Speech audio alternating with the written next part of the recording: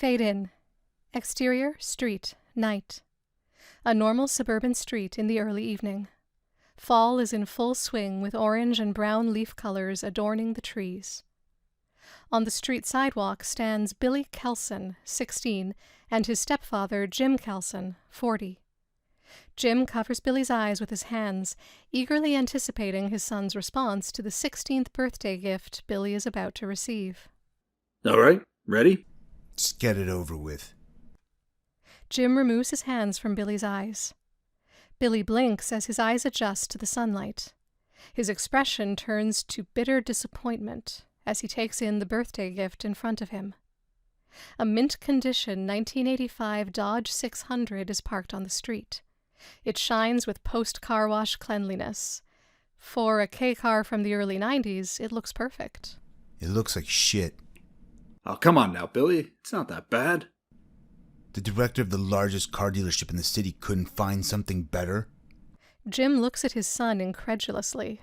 This sat on the lot for months. We had to get rid of it somehow. Come to think of it, I'm not even sure where it came from. The depths of hell, clearly. Jim takes a deep breath and grabs Billy by the collar, forcing him to stand on his toes. Listen, you little shit. I'm just doing this because your mom asked me to. You don't like the car? You can walk, and I'll junk the fucking thing. Look at that. Jim immediately releases Billy and smooths the wrinkled parts of Billy's shirt. Billy's mother, Abby Kelson, 38, walks up to the pair admiring the car. How do you like it? He loves it, don't you, Billy? Billy looks at Jim, who smiles with a wide grin on his face. Though anyone with the capacity to read a room would know that if Billy told the truth in this moment, his stepfather might kill him. I love it. Thanks, Jim. Dad, you mean? Billy pauses. Thanks, Dad. Jim claps his hands together in false excitement. Keys are in the visor. Billy sighs and walks over to the driver's side of the car. He pulls the door open, the hinges creaking obnoxiously, and climbs inside. Interior, exterior, Dodge 600, night. Billy sits in the driver's seat and looks around the car. The red-clothed interior is in surprisingly pristine condition. Billy glances upwards and pulls the visor down. The keys clink as they fall into his lap, but Billy still has his attention fixed on the visor. What the hell? A bloody pentagram is crudely drawn on the inside of the visor. Billy reaches up and touches it. It's still wet. Billy turns to Jim and Abby, who are already walking down the sidewalk. He leans across the center console and winds down the window, until the manual window lever snaps off. Fuck! Your shitty cleaners missed a spot. Jim raises his hand into the air and gives Billy the finger, without turning around. Billy sighs and starts the engine, which sputters to life pathetically. Billy rolls his eyes and drives off down the street. Exterior, house, night. Billy pulls up in front of a suburban house. He honks the horn aggressively. Taylor, 16, Billy's girlfriend, runs out of the house and climbs into the passenger seat. Interior, Dodge 600, night. Taylor closes the door and looks around the car. Well, this is something. I know. Taylor turns on the radio. Her expression changes to disappointment when she realizes it's only an AM radio. Crazy, evil, death, death, death. I think the radio's... God, Taylor, can you not make this worse? Billy angrily tries to switch off the radio, but fails, pulling the knob off completely. Fuck. Billy tosses the knob out his open driver's window. He puts the car in gear and slams the gas pedal, speeding off into the night.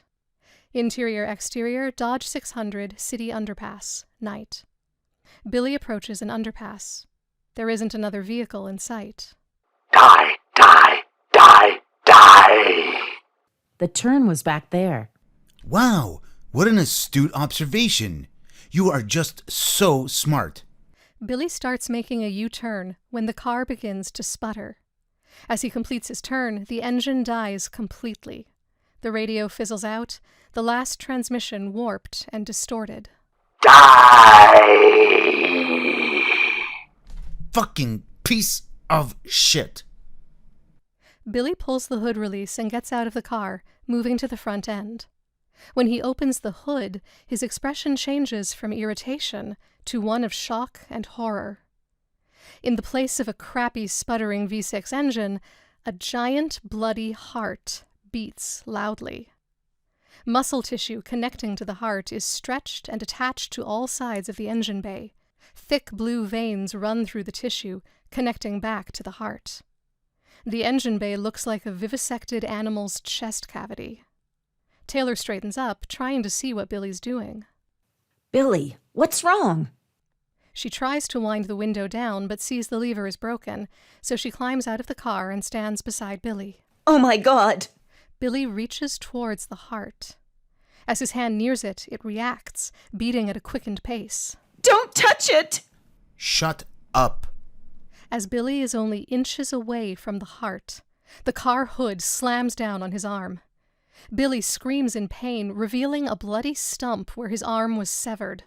Blood spurts comically from the wound like a blocked hose. My fucking arm! The Dodge 600's headlights switch on, illuminating the surroundings. The engine starts and begins revving loudly. What sounded like a pathetic broken engine before now sounds like a roaring V10. The hood moves up and down as the car chews Billy's arm. Blood pours out of the engine bay like a bad oil leak. Suddenly, the car's rear wheels spin in place, screeching as it burns rubber and emits smoke, and the car lurches forward violently, running over Billy.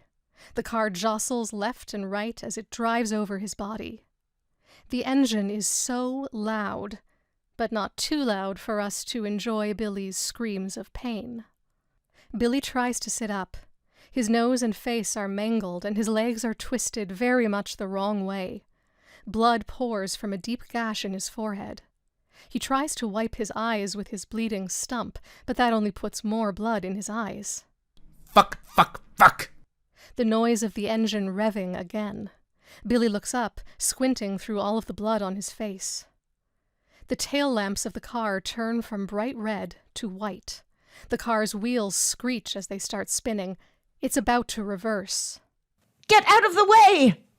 Billy looks at Taylor from bloody street, gesturing to the twisted mess that are his legs. Does it look like I can do that right now, Taylor? The car suddenly lurches backwards, its bumper about to make mincemeat out of Billy's face, when suddenly the car hits the brakes, sliding towards Billy. And the car's tailpipe enters Billy's mouth. Billy's lips crackle as his flesh is seared from the hot metal. The car shifts gears. The tail lamps turn bright red again as the engine screams. This time it doesn't sound like an engine at all, but more like a demon's war cry. Billy's cheeks balloon as exhaust fills his mouth and lungs. His eyes widen, tears streaming down his face from the immense pain all over his body, especially his mouth in particular. And then the car drives forward, disconnecting the tailpipe from Billy's mouth. He coughs violently, clutching his chest, and dies like the pathetic asshole jock he is. The radio lights up excitedly in the car, switching on. Yay! Yay! Yay! Taylor watches the scene in shock and disbelief, her body shaking from fear. She watches the car slowly reverse towards her, running over Billy's corpse again in the process. The passenger door suddenly flies open. Get in, beautiful. Get in, beautiful. Taylor pauses for a beat, and then she spins on her heels and sprints in the opposite direction, screaming. The passenger door slowly closes. The tires screech as the car drives out from under the overpass and into the night. We close in on Billy's face, which now has 2 tire treads across it, making an X shape. Smoke rises from his mouth, which gapes open unnaturally from his now broken jaw. The screen cracks like glass, and in large pink letters we see, Engine of Evil. Cut to black.